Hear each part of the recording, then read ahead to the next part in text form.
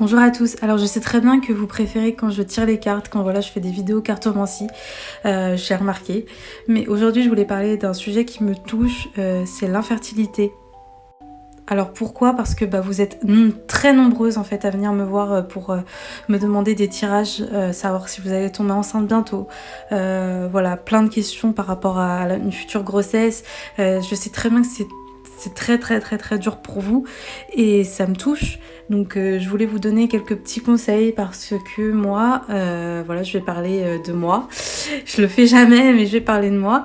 J'ai plusieurs maladies auto-immunes qui font qu'aujourd'hui c'est très compliqué pour moi de tomber enceinte. Et il y a quelques mois, je suis tombée enceinte.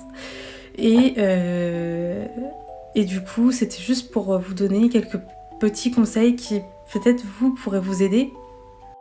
Donc tout d'abord, sachez que il y a l'alimentation. Donc ça, c'est assez bateau, tout le monde en parle, mais vraiment, c'est l'alimentation. Donc je vous conseille, moi j'ai fait de la naturopathie, donc forcément ça m'a aidée. Mais avant ça, je me renseignais beaucoup. Donc je vous incite vraiment à vous informer là-dessus, sur l'alimentation pour équilibrer les hormones, etc. Ou sinon, d'aller voir un naturopathe ou faire de la médecine douce. Ensuite, deuxième point, ce serait vraiment, je vous encourage à connaître votre maladie, connaître si vous êtes au courant de ce que vous avez, par exemple le SOPK ou autre, et connaître cette maladie et ne pas écouter votre médecin, mais vous connaître avant tout, donc voir comment votre corps agit, etc. Connaître votre maladie, c'est important parce que il y aura personne mieux que vous-même pour vous savoir comment vous réagissez face aux choses. Ensuite, troisième point, ce serait de pratiquer des exercices de méditation ou du yoga.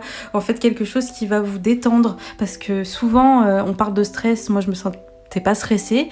Mais je vous jure que ça aide. Ça aide énormément. Donc, pratiquer du yoga, notamment du yoga hormonal pour équilibrer les hormones. Il y a plein de vidéos sur YouTube. Je vous laisse regarder. Ensuite, je vous demanderai de faire ça tous les jours, tous les soirs avant de dormir ou quand vous vous réveillez. Vous êtes dans votre lit, bien allongé, de mettre vos mains sur votre ventre. D'accord? Mettre les mains sur votre ventre et vous mettre des pensées positives en fait. D'imaginer que vous avez un bébé dans le ventre. Vous voyez, d'imaginer ça à travers vos mains parce que vous êtes capable de vous envoyer vous-même de l'énergie. Pas besoin d'aller toujours voir un énergéticien, vous pouvez vous envoyer de l'énergie. La vidéo est trop courte, donc j'en ferai une autre. Mais voilà les 3 points.